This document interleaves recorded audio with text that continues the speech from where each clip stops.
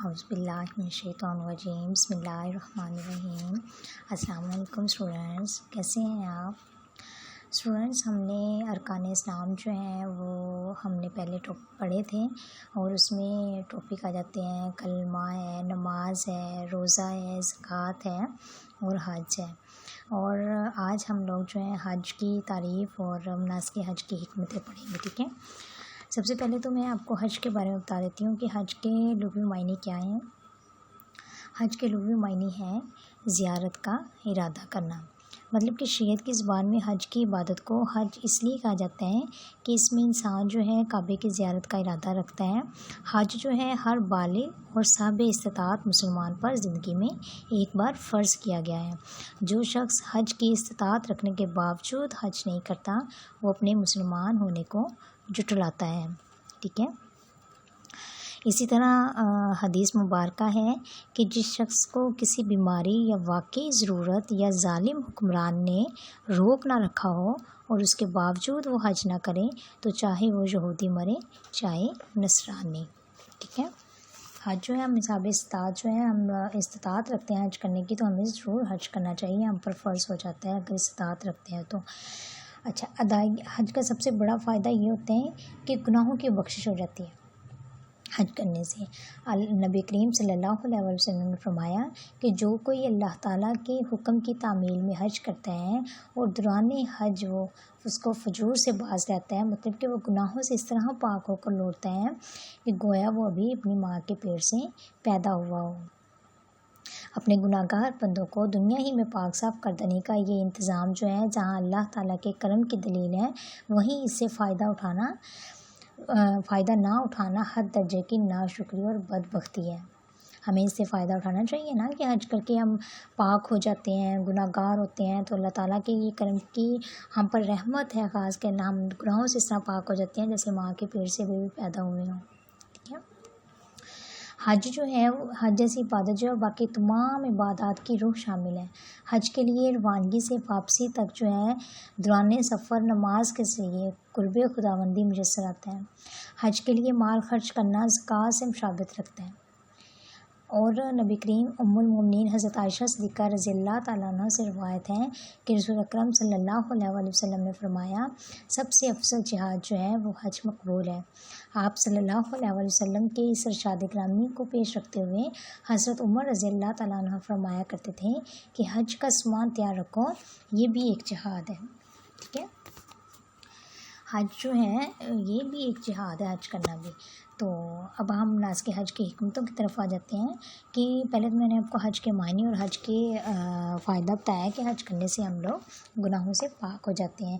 اب مناسک حج کی حکمتوں کی طرف سے آ جاتے ہیں کہ اس میں جو احرام جو ہم پہنتے ہیں، نمبر 1 پہ جو ہے ہم احرام پہنتے ہیں تو یہ لباس نہیں بلکہ ایک طرف فقیری کے احساس اور دوسری طرف قربانی کے جذبے کا منہ بولتا نشان ہوتا ہے، اور اس سے ہمیں یہ بھی معلوم ہوتا ہے کہ ہر مرحلہ ہم اپنے اندر اخلاقی اور روحانی تربیت کا سامان رکھتے ہیں۔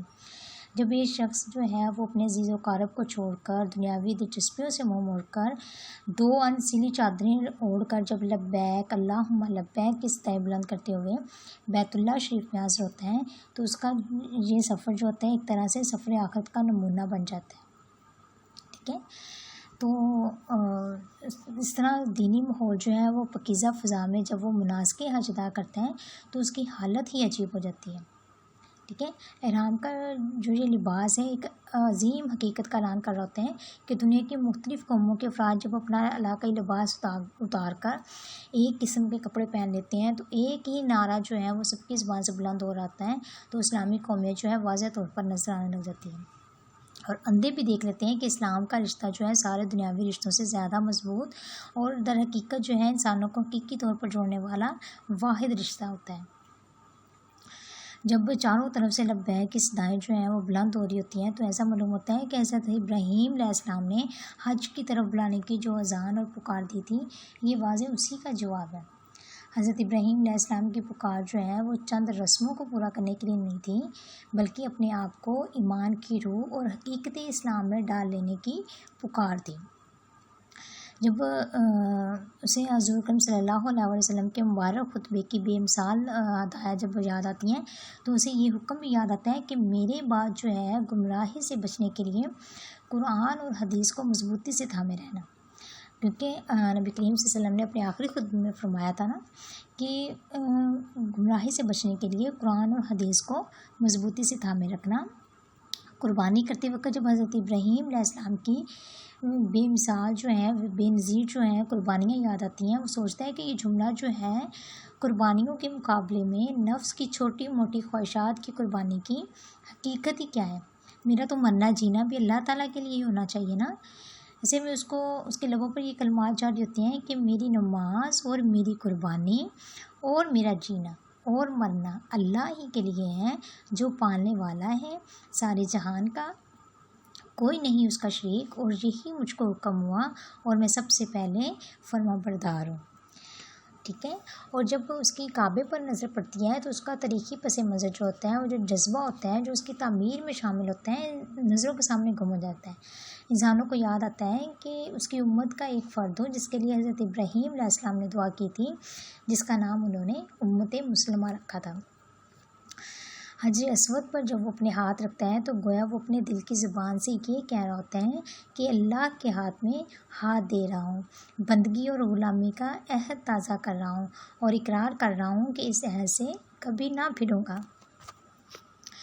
آگے تو طواف کیا ہے؟ جب ارضائے الہی کی خاطر اپنے آپ کو قربان کر دینے کا والہانہ جذبہ ہے۔ جب انسان جو ہے حج کے دوران جو ہے کوئی کعبے کے ارد گرد چکر لگاتے ہیں تو شمع کا شاعرانہ خیال ایک ایسا واقعہ بن جاتا ہے، ایسا معلوم ہوتا ہے کہ بندہ جو ہے اپنے مولا کے دربار میں، اپنے اللہ کے دربار میں آ کر عاجزی اور فرما برداری کی تصویر بن کر اس کی محبت کے نشے میں ڈوب گیا ہے۔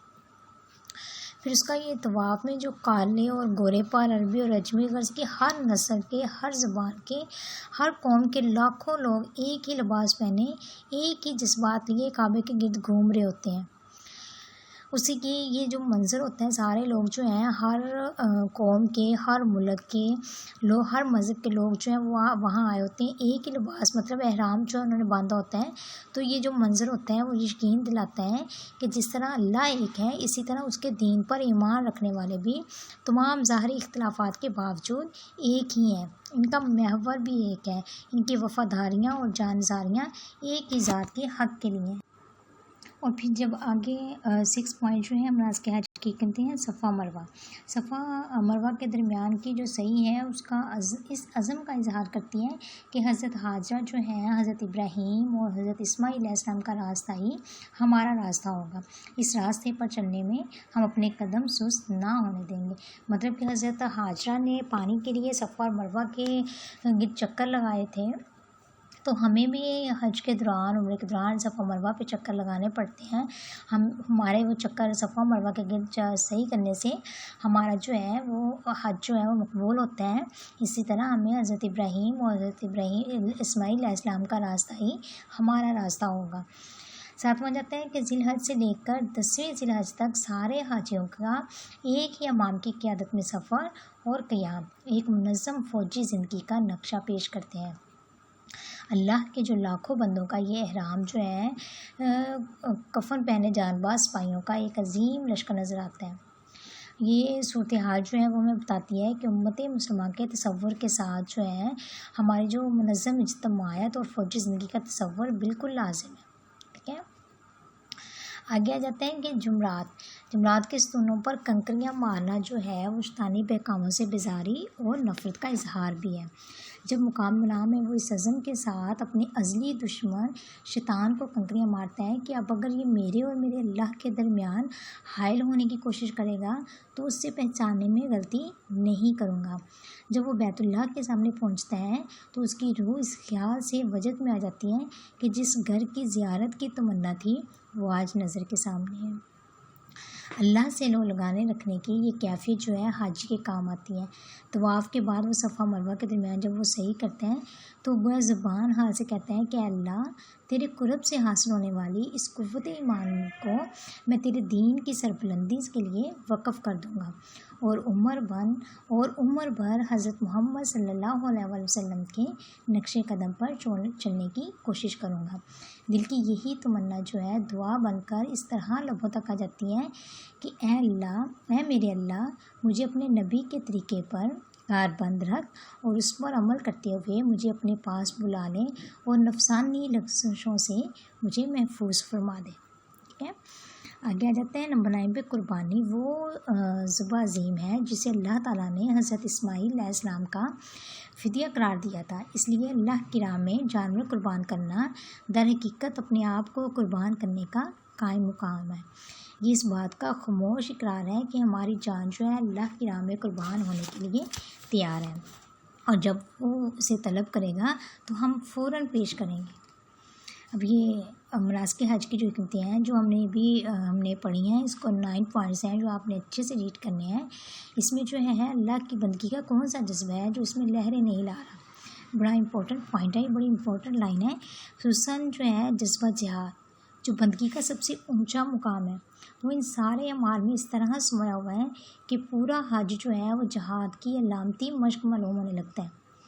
یہ وجہ ہے کہ جب عورتوں نے حضور صلی اللہ علیہ وسلم سے جہاد میں حصہ لینے کی اجازت چاہی تھی نا، تو حضور صلی اللہ علیہ وسلم نے فرمایا کہ تمہارا بہترین جہاد جو ہے وہ حج ہے۔ اللہ تعالیٰ ہم سب کو بھی حج کرنے کی توفیق عطا فرمائے۔ یہ اپنے مناسک حج کے 9 پوائنٹس ہیں جو ہم نے پڑھے ہیں، مناسک حج کی حکمتیں ہیں، یہ آپ نے اچھے سے یاد کرنا ہے، ٹھیک ہے، اور اس کو سمجھنا بھی ہے۔ اللہ تعالیٰ ہم کو بھی اپنے گھر کی زیارت جو ہے وہ نصیب فرمائے، آمین۔ اللہ حافظ بیٹا۔